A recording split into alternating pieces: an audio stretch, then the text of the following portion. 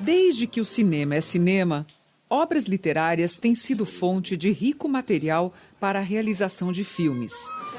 Logo, logo vamos entrar na história propriamente dita. Romances. O senhor é Benjamin Zandraia, não é? Contos. Essa terra tem dono, vocês sabem disso. Essa terra tá aí largada. Livros policiais. Ai, cabeção! Biografias. Pode me chamar de Cazuza. Eu tô pedindo a tua mão, me leve para... Muitos livros, sucessos da literatura, são transformados em filmes. Mas a adaptação das linguagens não é tão simples quanto parece. No livro, é o leitor que completa a história com a sua imaginação. Já no cinema, são os atores que dão vida aos personagens. O roteirista tem de conseguir passar para a tela toda a emoção e encantamento da obra literária. Cinema e literatura utilizam elementos diferentes para veicular suas mensagens. A literatura usa exclusivamente a palavra escrita. E o cinema usa imagem em movimento, acompanhada ou não de som. De modo geral, o que fica muito difícil numa adaptação é porque, às vezes, existe o poder da palavra. Como o escritor cria linguagem, cria imagens, né? Descrição de sentimentos, subjetividade. Eu procuro, na hora que eu vou contar o filme, buscar a minha própria subjetividade. Num romance, não importa só a história, mas também a forma como é contada, o tipo de narração, o vocabulário, as metáforas. Enfim, o estilo do autor. No cinema, os recursos são outros. A fotografia, o movimento de câmera, o enquadramento, as locações, a performance dos atores, a trilha sonora. Desde quando você escolhe os atores, até quando você escolhe o jeito de fotografar, de iluminar, o tipo de humor, você está sempre optando. Quando se leva uma obra literária para o cinema, se faz uma verdadeira transposição de um meio para outro.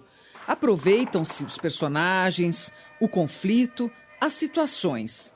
Vou te mostrar que é o Olímpico, Macabeia! Enfim, a fábula da história.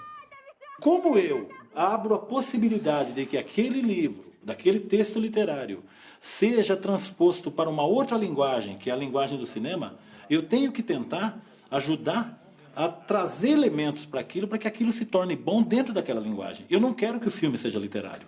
Se o filme for literário, algo está errado. O filme tem que ser cinematográfico. Muitas vezes, o roteiro é reescrito depois que se faz a pesquisa do tema e a escolha das locações. Foi o que aconteceu com o filme Os Matadores, de Marçal Aquino e Beto Brant. Olha bem, que é para já ir pegando raiva. É um policial que conta a questão rural, da violência rural no Brasil, nessa região lá de Mato Grosso. Quando nós resolvemos fazer a adaptação, em 94, nós dois viajamos lá para a fronteira, fomos lá entrevistar, olhar, sentir como era o cenário. E nesse momento a gente se embebeu dessa realidade. E aí o roteiro ganhou um colorido e uma força que não tinha outra saída a não ser reescrever. No filme, Eu Receberia as Piores Notícias dos Seus Lindos Lábios, houve alteração no tempo narrativo. No livro, a história é contada no passado. Já no filme, tudo acontece no presente em ordem cronológica.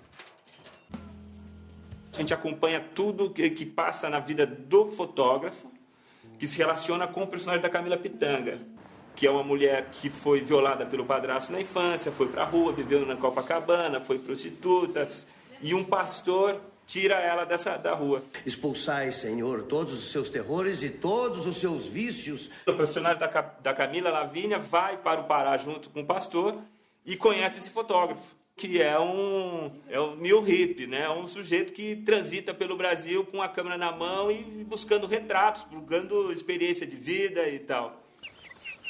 Liberdade aos pardais selvagens. De repente, tomei um choque que me levantou a um palmo do chão. Lavínia passou à minha frente de mãos dadas com o pastor Hernani.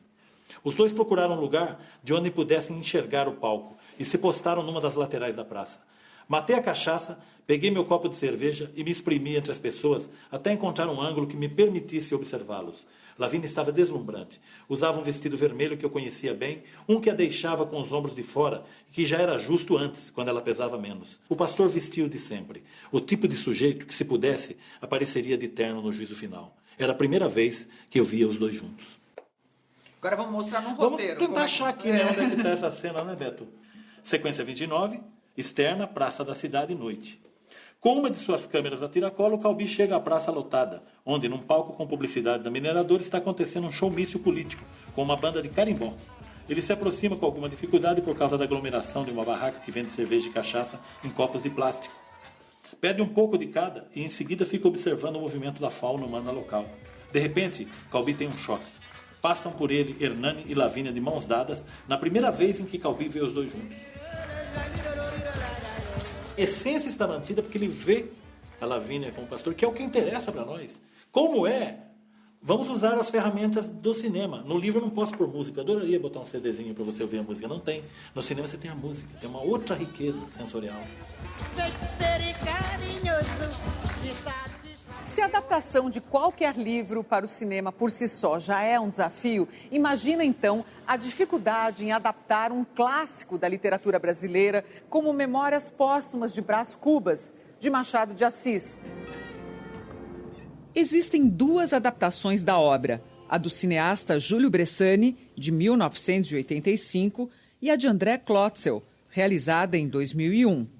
A Sepultura, para mim, foi outro berço. Nesse filme, a narração era muito importante. O livro é um narrador, que é o Brás Cubas, que já morreu, e conta a história para o leitor. Então eu refiz a história, reconstruí a história para cinema, baseado nesse pressuposto inicial, que era um fantasma, um Brás Cubas, morto em 1869, que estava contando em 2000 e pouco a história para os espectadores de cinema, que já tinha contado para o livro.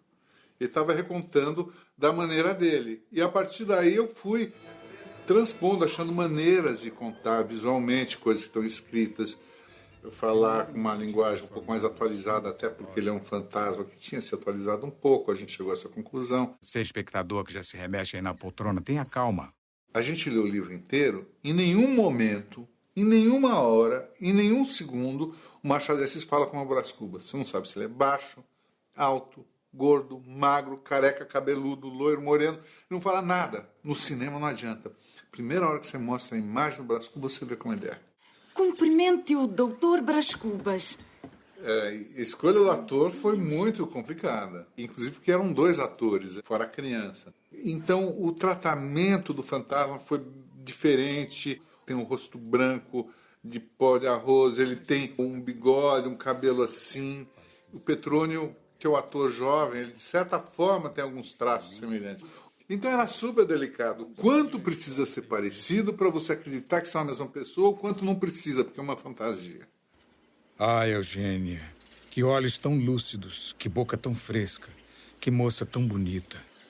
Bonita, mas coxa. Eu li sobre o Memórias Póstumas, eu li sobre o Machado de Assis, a vida dele, as outras obras dele, e a obra completa dele. Eu li sobre a história da época, eu reconstituí o Rio da época, eu fui entendendo todo o contexto daquilo. Então o roteiro foi se modificando em função da minha experiência com o assunto. Você fazer um filme de época é como ser um sonho, você entrar naquele sonho, você entrar naquela viagem, se imaginar no Rio de Janeiro, se imaginar com aquela cabeça, pensando daquela forma, com os costumes, como as pessoas sentavam, como elas andavam, como elas olhavam. Então tudo isso tem que saber para fazer o filme. Então você entra, você viaja para aquele tempo, entendeu? Aí, essa cena aqui. É só reticência dessa cena. O velho diálogo de Adão e Eva, Brás Cubas, interrogação, vigília, reticência. Brás Cubas, reticência, vigília, exclamação. A maneira de fazer essa cena, que era a cena de Adão e Eva, de reticência, foi essa. Ele não sabia o que falar, o próprio narrador não ter palavras. A dificuldade com o filme foi dizer que o filme é, de certa forma, uma comédia, é um filme divertido. Porque falava Machado, essas pessoas já imediatamente assim, a escola, a obrigação. O filme é divertido, pode assistir que é divertido, que é engraçado. Eu quero mostrar uma coisa inédita. Que eu saiba, até hoje, nunca ninguém relatou seu próprio delírio de morte. Vou fazer isso agora. Eu me preocupei em ser fiel a mim mesmo, ao que eu tinha sentido quando eu li o livro. E acho que isso é que é a coisa mais verdadeira que você pode ter quando você resolve fazer uma adaptação. Se isso coincidiu com o que as pessoas acham quando leem o livro, ótimo. Isso tudo não acontece. Eu acho que o nosso trabalho, a nossa parceria, está no sentido de sempre tentar estabelecer um diálogo à altura de cada livro sobre o qual a gente se debruça. O livro tem o seu talento, a sua subjetividade, a sua potência como linguagem.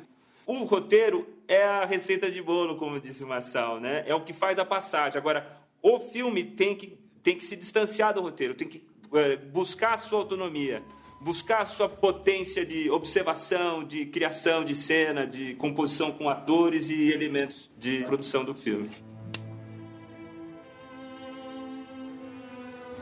Eu estou grávida! Grávida de Luiz Carlos Prestes! Como se explica isso? Cazuza!